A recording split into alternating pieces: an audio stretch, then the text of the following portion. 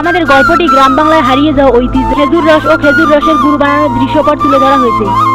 আরে দুঃখু, আরে কেডা আইছে রে?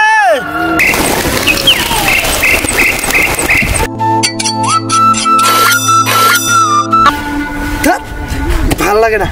এই দুঃখু, দুঃখু, আরে কেন রে বাবা, কি হলো তোর আবার? কি হচ্ছে ছোট কর্তা? আরে দেখ না গাড়িটার কি স্ট্যান্ড নিচ্ছে না কেন?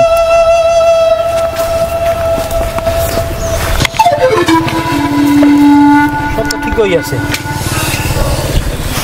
আরে বাবা তেলের লাইন দিয়ে দেখতো।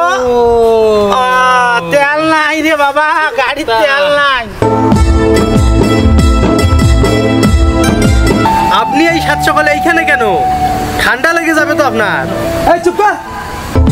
ভাপা পিঠা খেজুর গুড় মিষ্টি রসের হাড়ি, উত্তরবঙ্গের সবচেয়ে সেরা খেজুর রসের তারি।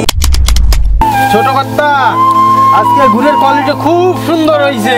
তাই নাকি? আরে দুঃখু, আরে দেরি করতেছিস কেন? নে নে নে নে, তাড়াতাড়ি হাড়িগুলো নে। এই রস পাড়তে হবে, কালকে বিকেল বেলা হাড়িগুলো বসাইছি। কাকা দেখেন তো এনারা চিনতে পারেন কিনা?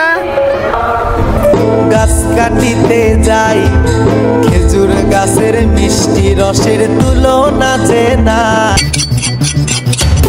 অনেকদিন পর গুড়ের কারখানায় এসে গুড় তৈরি করতেছি, কি যে ভালো লাগতেছে তা বলে বুঝাতে পারবো না।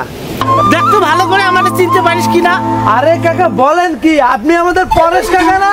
বাপের একটা ভাঙা গাড়ি, সেই 1971 সালে এই গাড়িটা কিনছে। জাপানি বাবা রে, জাপানি? আমি আপনারা চিনতে পারবো না? সেই ছোট্টবেলায় আপনি আমারে গোসল করাইছেন, খাওয়াইছেন, পড়াইছেন, বাজারে গুড় বিক্রি করতে নিয়ে গেছেন।